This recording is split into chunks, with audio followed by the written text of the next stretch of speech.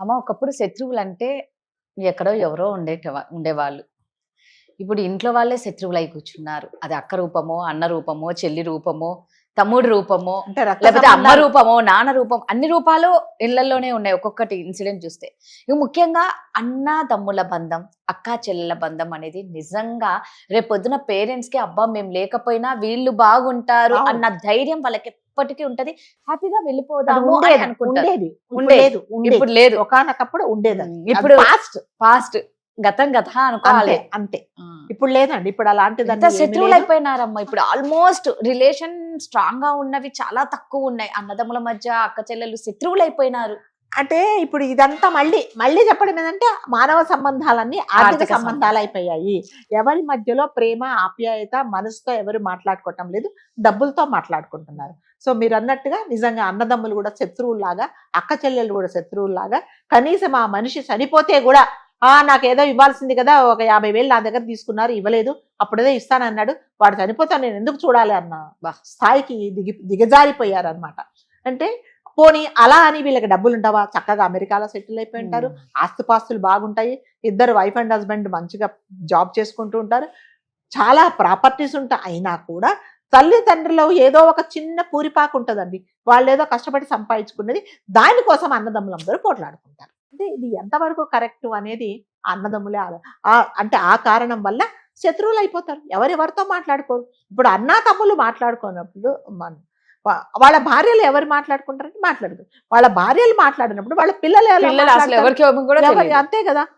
వాడు మీ పెదనాన్న మాట్లాడకో, మీ బాబాయ్ మాట్లాడకో, వాళ్ళ పిల్లలతో నీకేం పని ఉందిరా, మనకు పనే లేదు అని తల్లిదండ్రులే చెప్తున్నారు. ఎందుకంటే అక్కడ ఏదో లొసుగు ఏంటి, నాకు ఇస్తానన్నది ఇవ్వలేదు, లేకపోతే తల్లిదండ్రుల ఆస్తిలో నాకు రావాల్సింది ఒక అంటారు కదా, ఒక సగం సెంటు భూమి అతనికి ఎక్కువైపోయింది కాబట్టి నేను మాట్లాడదు, అలా అయిపోతున్నానండి. అంటే కొంతమంది నేను చూశానండి కొన్ని ఫ్యామిలీస్లో, నాకు తెలిసిన ఒక ఫ్యామిలీ చాలా మంచి ఫ్యామిలీ, అడ్వకేట్స్ వాళ్ళందరూ, అంటే కూర్చొని తిన్నా కూడా తరతరాలు తిన్నా కూడా తరగని ఆస్తి వాళ్ళకు ఒకటే, వీళ్ళు వాళ్ళ నాన్నగారు ఒకరు సంపాదిస్తారు, వాళ్ళిద్దరు అన్నదమ్ములు, ఆ ఇంటి కోసము వాళ్ళు ఎట్లాగంటే ఇద్దరు ఇట్లా కనిపిస్తే కత్తులు తీసుకొని పొడుచుకుండే అంత శత్రువులు అయిపోయారు ఆ ఇంటి కోసం. ఆ ఇల్లు నీకు రావాలి నాకు రావాలి.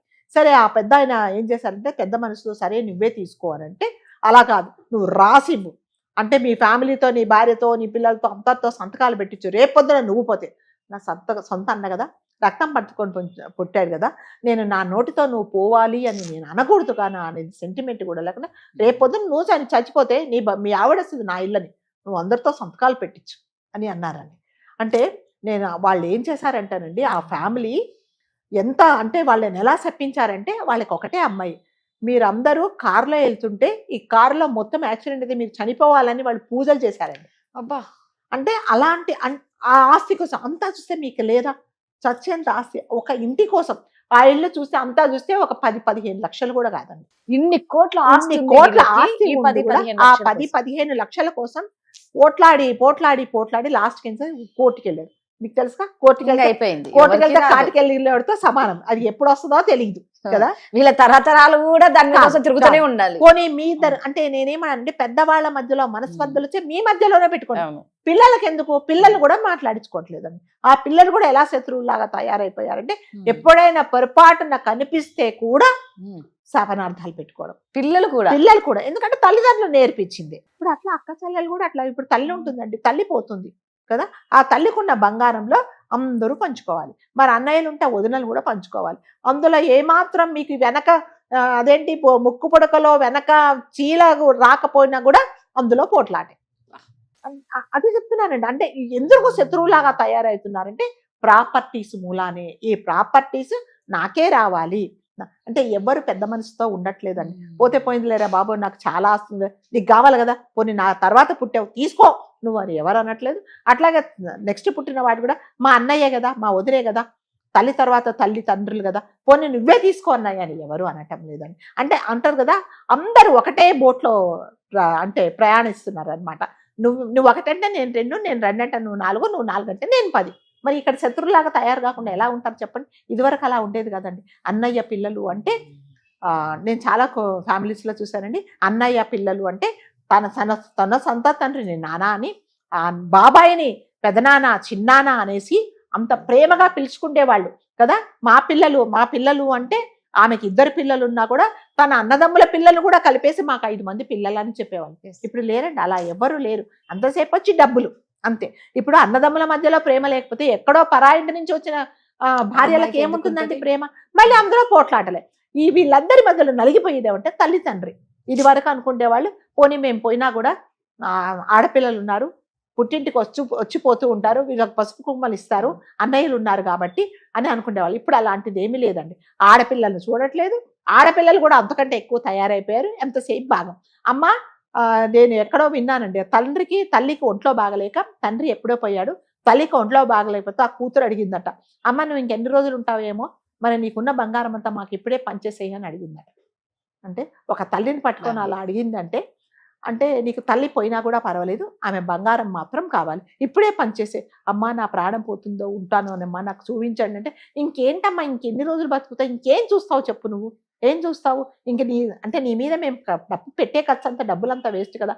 ఫస్ట్ నీ దగ్గర ఏమేమి ఉన్నాయో మరి నాకెంత ఇస్తావు, చెల్లికి ఎంత ఇస్తావు, వదినకి ఎంత ఇస్తావు నాకు చెప్పు అని ఆమెను బాధ పెడితే నిజంగా ఆమె మెంటల్ గా కదా, ఇంకా నేను ఎందుకు బతుకున్నానా అనిపిస్తుంది. కాబట్టి అన్నదమ్ములు, మీరు అన్నట్టుగా అన్నదమ్ములు అక్క చెల్లెళ్ళు శత్రువులాగా ఎలా తయారైపోయారంటే, లాస్ట్ ఒకరింట్లో ఏ ఆపద వచ్చినా కూడా నేను ఇది వరకు అండి అన్నదమ్ములకు ఏదన్నా అయిందంటే పరిగెత్తుకొని వచ్చేవాళ్ళు, నేనున్నాను అని చెప్పేకుండేవాళ్ళు. వాళ్ళ ఇంటికి వెళ్ళి సాయం చేసేవాళ్ళు, లేదా వాళ్ళని వీళ్ళ ఇంట్లో తీసుకొని పెట్టుకునేవాళ్ళు. ఇప్పుడు ఏమీ లేదండి, ఏమి లేకుండా ఏం చదివితే పోతే పోయాడు, మనకి ఇవ్వాల్సింది ఇచ్చాడా ఏంటి, నువ్వెందుకు ఆయన హాస్పిటల్లో పడతావు, నువ్వెందుకు చూడాలని భార్యలు అడుగుతున్నారు. ఎందుకంటే మీరు సరిగ్గా లేరు కాబట్టి భార్య ప్రశ్నిస్తుంది కదా. మీ ఇద్దరు అన్నదమ్ములు బాగుంటే నువ్వు మాట్లాడకు, మా అన్న ఎంతైనా కూడా మేము ఒకటి అనే ధైర్యం ఏ అన్నదమ్ములకు తమ్ములకు ఉండట్లేదు. అలా నిజంగా ఎవరన్నా ఉన్నారంటే నిజంగా మనం అప్రిషియేట్ చేయాలండి. ఇప్పుడు అన్ని సంబంధాలన్నీ మళ్ళీ నేను 100 సార్లు చెప్తా, మానవ సంబంధాలన్నీ ఆర్థిక సంబంధాలన్నీ అయిపోయినాయి అనమాట.